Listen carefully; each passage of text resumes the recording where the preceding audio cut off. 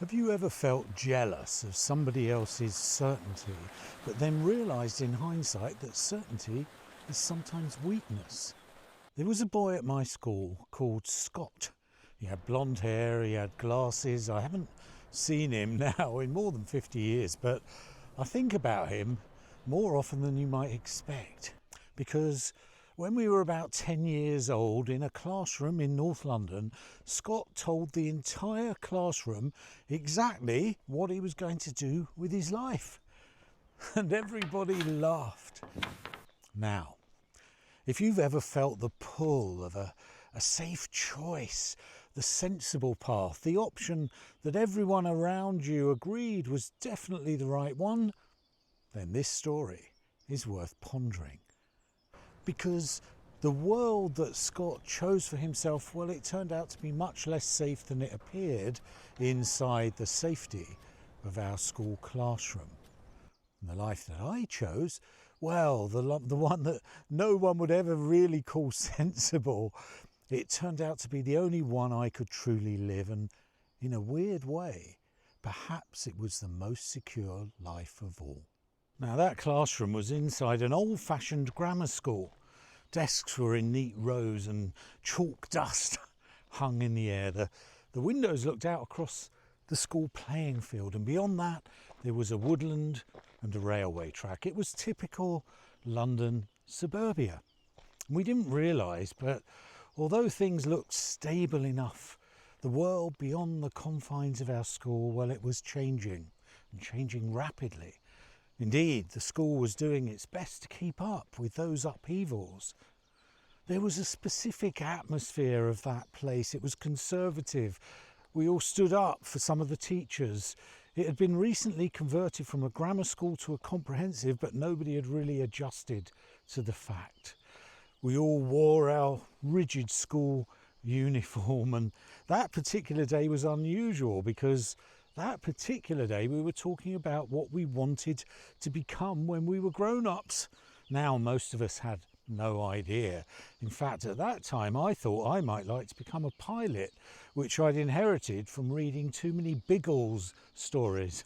And then remarkably, Scott spoke. Now, I say remarkably because Scott was really the shyest kind of child in class. The boy was easy to overlook. So when he opened his mouth, the classroom fell quiet. And into that silence, Scott said with complete and utter certainty, "When I grow up, I want to be a banker." Everybody, including the teacher, laughed. Everybody except Scott. Scott went red, but he remained tight-lipped, determined, unyielding. Several feelings went through me as I observed Scott that day. At first, I felt sorry for him because everyone laughed, and he was only 9 years old, 10 years old, and he'd been brave enough to speak. The second feeling I had was really a feeling of admiration, because Scott had thought things through. These weren't just words. I knew those words would shape Scott's life.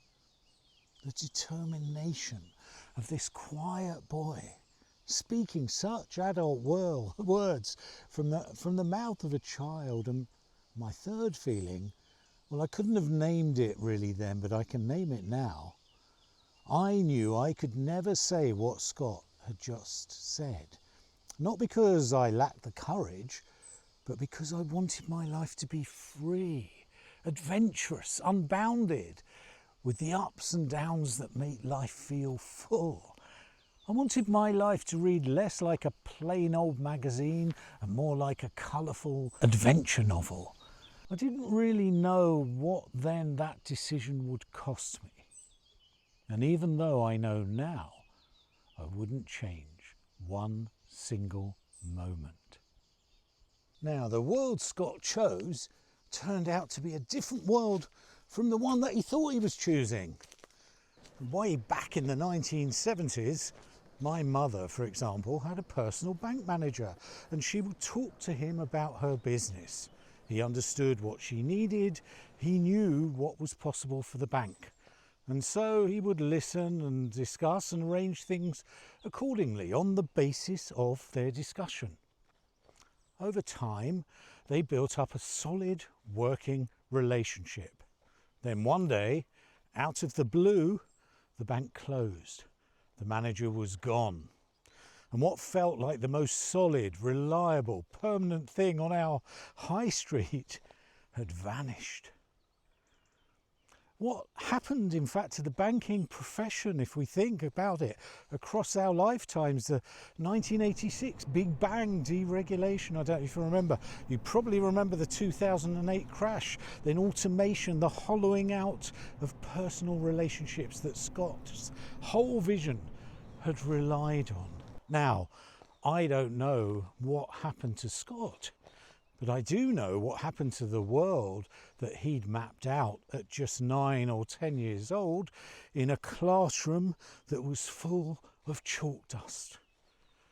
I sometimes wonder if Scott's certainty protected him from all that change or made it harder to deal with.